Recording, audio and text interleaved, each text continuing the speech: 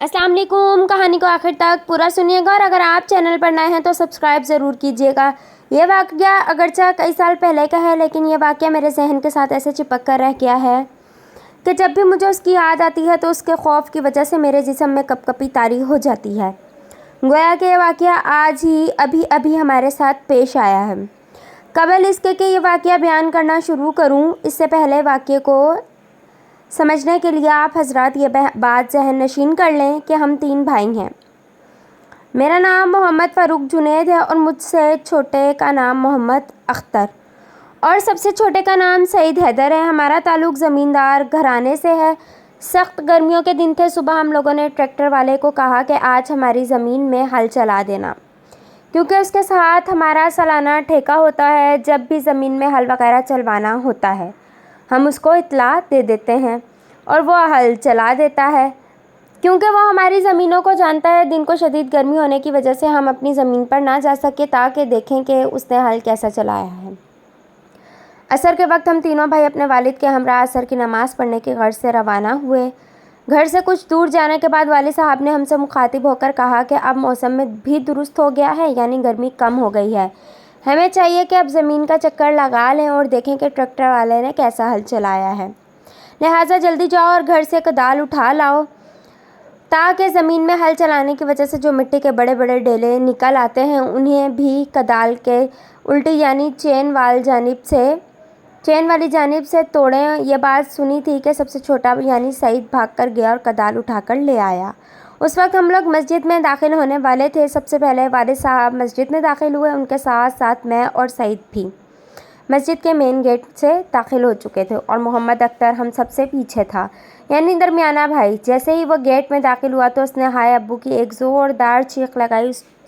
उसकी चीख पूरे मोहल्ले में सुनी गई। वो उस वजह से कि जैसे बनी उसने गेट में पाँव रखा तो ऊपर छत से तकरीबन 1.5 मीटर ले और लाठी जैसे मोटे सांप ने उसके सर पर छलांग लगाई।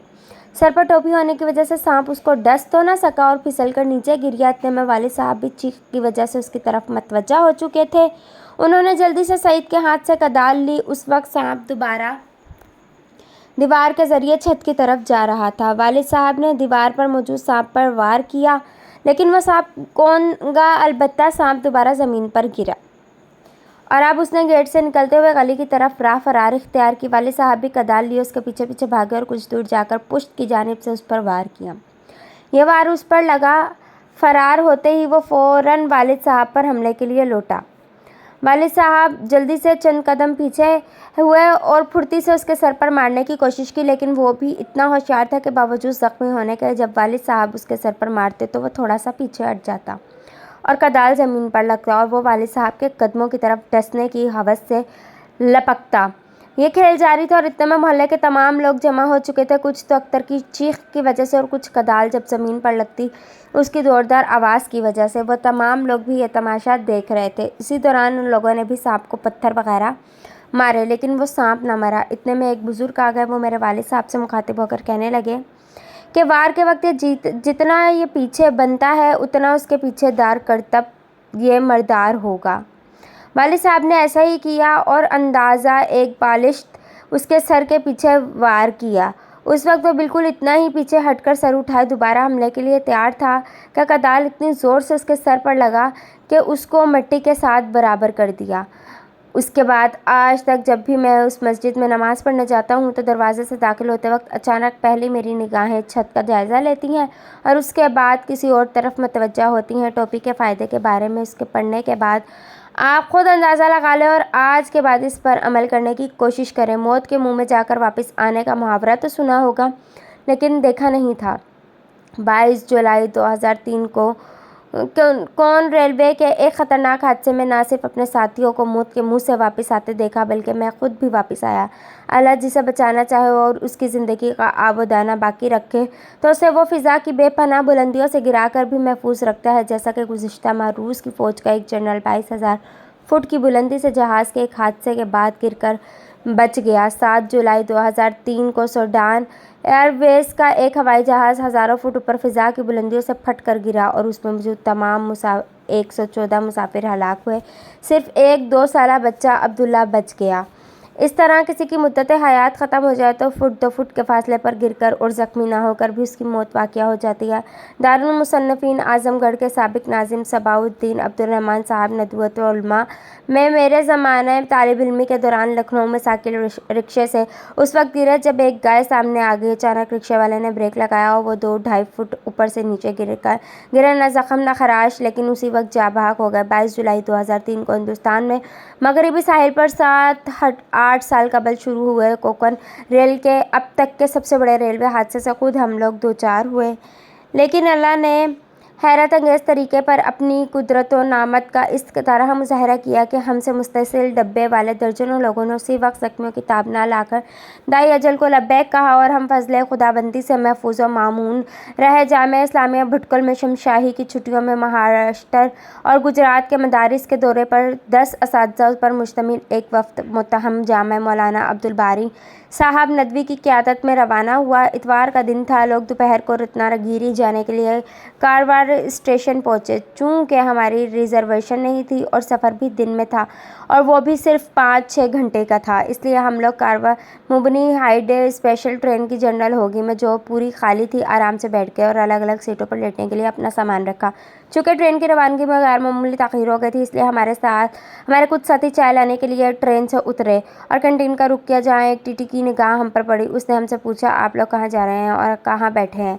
तफसील सुनकर बड़ी लजाजत के साथ उसने कहा, आप लोग पीछे मेरे रिजर्वेशन वाली बोगी पर आ जाएं। हमने उसकी बात सुनी अनसुनी कर दी, लेकिन दोबारा जब भी उसके सामने से गुजरे वो बार बार यही कहता रहा कि आप लोग पीछे मेरी खाली हो गई है, मैं क्यों नहीं आते, खाली बोगी में क्यों नहीं। जब उसका स्टार पड़ा तो हम लोगों ने वापस अपनी कोच में जाकर मशवरा किया। अक्सर साथियों की राय थी कि यहाँ से मुंतकिल होने की चंदा ज़रूरत नहीं, इसलिए कि बोगी खाली है, आराम से लेटकर वक्त कट जाएगा। बाद साथियों के इसरार पर यह फैसला हुआ कि हम लोग वापस उस टीटी की बोगी में चले जाएं। ख्वाही हम लोग उस सिटी की कोच में आ गए। गाड़ी चली, हम लोगों ने सफ़र की दुआ पढ़ी। मगरिब का वक्त हो गया। नमाज के मुतालिक अक्सर साथियों का ख्याल था कि रत्नागिरी पहुंचकर पढ़ेंगे, लेकिन बाज़ दोस्तों ने अव्वल वक्त में ही पढ़ ली। जो साथी नमाज़ पढ़ने से रह गए थे उनको एक साथी ने यह कहकर ज़िंदगी का क्या भरोसा, अभी नमाज से फारिग हो जाए। चुनांचे हम लोग भी नमाज से फारिग हो गए। सब दोस्तों ने अपनी अपनी सीट पर अपने मामूलात और वज़ाइफ मुकम्मल कर लिया। दोबारा मजलिस यहाँ तक के शब के 9 बजने लगे। ट्रेन से बाहर आसमान पर बादल छाए हुए थे, सख्त अंधेरा था, मूसलाधार बारिश हो रही थी और ट्रेन अपनी पूरी रफ्तार के साथ फी घंटा 75 किलोमीटर के हिसाब से वाड़ी और राजापुर स्टेशन के दरमियान अपनी मंजिल की तरफ रवा दवा थी। इस दौरान क्या देखते कि अचानक हमारी बोगी लड़खड़ाने लगी। 10-15 सेकंड ये सिलसिला जारी रहा। सीट पर आमने सामने बैठे साथी एक दूसरे पर गिर गए और ऐसा महसूस हुआ कि किसी खाई में आहिस्ता आहिस्ता हमारी ट्रेन गिर रही है। सबकी ज़बान से बेसाख्ता बड़ी आवाज़ से कलमे की आवाज़ें बुलंद होने लगीं।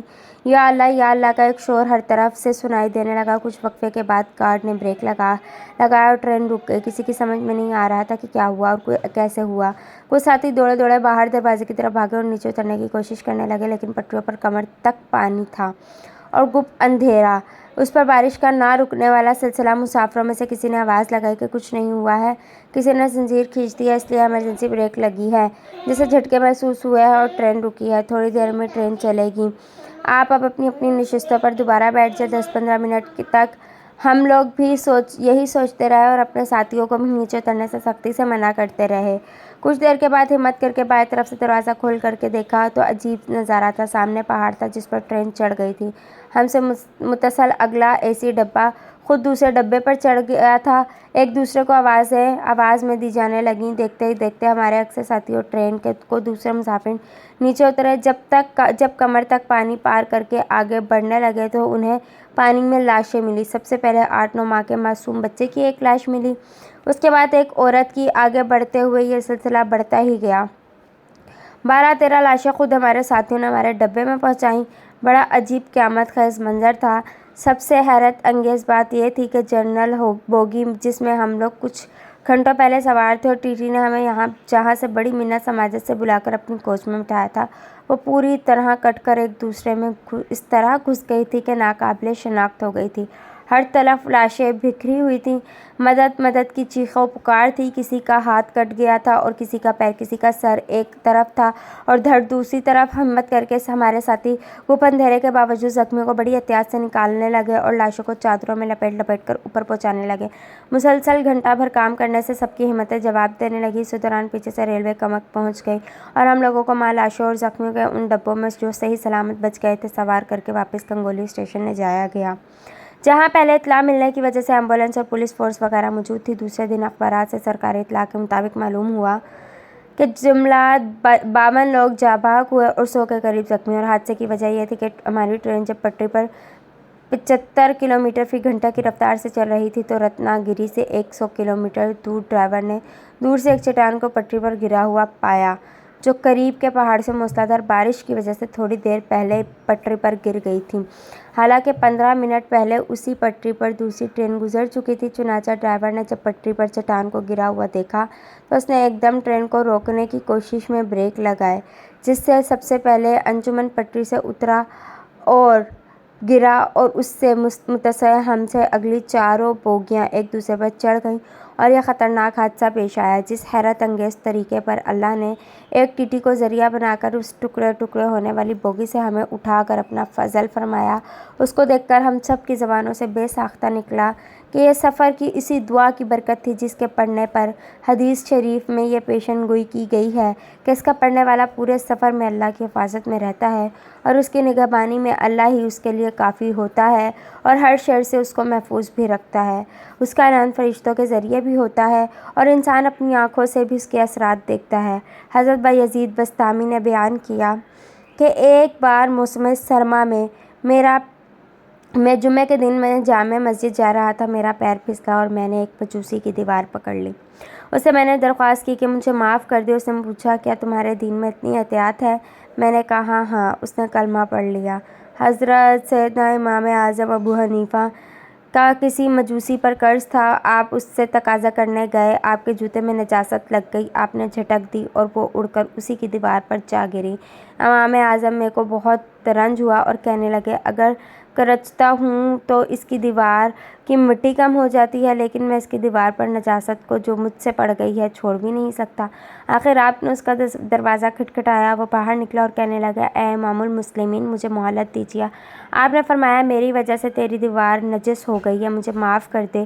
اس نے پوچھا اے ابو حنیفہ، کیا آپ میری دیوار پاک کرنا چاہتے ہیں؟ آپ نے فرمایا ہاں۔ تو اس نے فوراً کلمہ پڑھ لیا۔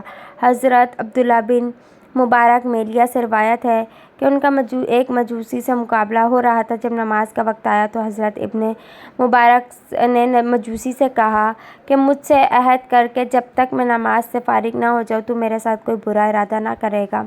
چنانچہ اس نے ایسے ہی کیا۔ جب آپ نماز سے فارغ ہو چکے اور غروب کا وقت پہنچا تو مجوسی ابن مبارک میلے سے کہنے لگے مجھ سے بھی عہد کیجیے تاکہ میں بھی اپنی عبادت سے فارغ ہو جاؤں۔ پھر جب آپ نے آفتاب کو سجدہ کیا تو یہ اس پر تلوار لے کر جھپٹے۔